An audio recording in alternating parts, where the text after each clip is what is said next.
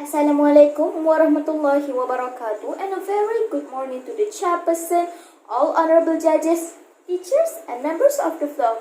I am Syaza binti Abolhi Sahfizam.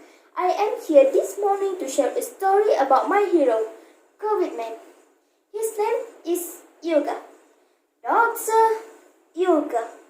He is a genius, smart, intelligent, wealthy person and a graduate in medical study. Why do I adore him? Of course, I adore him for his wealthy, and I want to be a doctor because I want to be rich. He became rich from his expertise because he managed to find cure for most disease. So, if you want to be rich, be a doctor. You will be an expert to make money and finally live happily ever after. It sounds like the end of fairy tale, doesn't it? Until one day, I realized money isn't everything. Wealthy too. I changed my perception. Did I stop admiring him? Let me continue my story. Then something happened in year 2020. The whole world was attacked by a newly discovered coronavirus, the COVID-19 disease. It is an infectious disease, and at first we just thought that might have cure just like the other disease. But we started to take it seriously when most of all the people are dying, especially those who are diagnosed with a chronic disease. Upon saying this, Dr. Yuga has started his research. He was confident that the cure can be found again just like the other disease. Unfortunately, it came to death, and Dr. Yuga was quite devastated. He never felt before. Until one day, while he was walking around, he saw a boy without any arms. The boy was skinny and wearing shabby clothes. Suddenly, there was a blind man trying to cross the road. Since there was nobody else there, Dr. Yuga tried to help, but what made the doctor more curious was he was not walking in front of him. Instead, he was behind the old man, and they crossed the road together. Dr. Yuga was almost screaming, afraid if any car might hit both of them. But to his relief, they were safe. He questioned himself.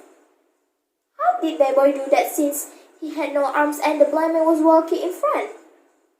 Then, a few weeks later, the doctor was on his way home after a hectic day.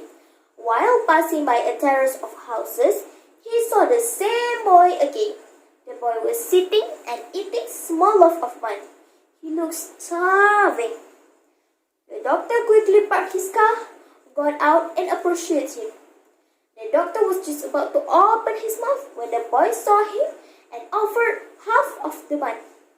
The doctor politely refused and asked if he can sit next to him. The boy nodded. May I ask? He started the conversation. Sure, the boy replied. I saw you a few days ago. You helped a man cross a busy road. But that's not my concern. Helping people is common, isn't it? But I was just curious. Normally, when we help blind people, we'll be at his side or in front of him. But you're different. You stood behind him. You can hold his hand, but both of you managed to reach the other side safely. How did you do that? And just now, you offered me your food. It is just a small loaf of bun, and I don't think it is enough for both of us. Don't you think so? He continued. Boy smiled. Sir, what you saw in me is life. Life is about living with others, care for each others, compliment the needs so that will understand why God made us in parenting community. I was disabled, but that doesn't stop me from contributing to the society. I helped the man by guiding him verbally. I can't hold his hands since I have no hands. So that's why I didn't stand next to him or in front of him. And honestly, I'm not insulting you by offering my bun. I know you are a wealthy man just by looking at your appearance. I just feel uncomfortable eating alone while others just looking. The doctor nodded with a smile. After asking for permission to leave, he had a conclusion. He learned 3 things from a disabled yet a noble-hearted boy. The power of empathy, care, sincere has led him to continue his research on the COVID-19 cure with his team. After a period of time, he was success. He invented a vaccine for the virus. This time, it is no longer about money. It is totally for the sake of the community well-being and survival. Members of the flock, always put sincerity as a priority. You will always succeed and blessed. Did I stop admiring him? The answer is no. I adore him more. He is my hero, my COVID man. With that, I thank you.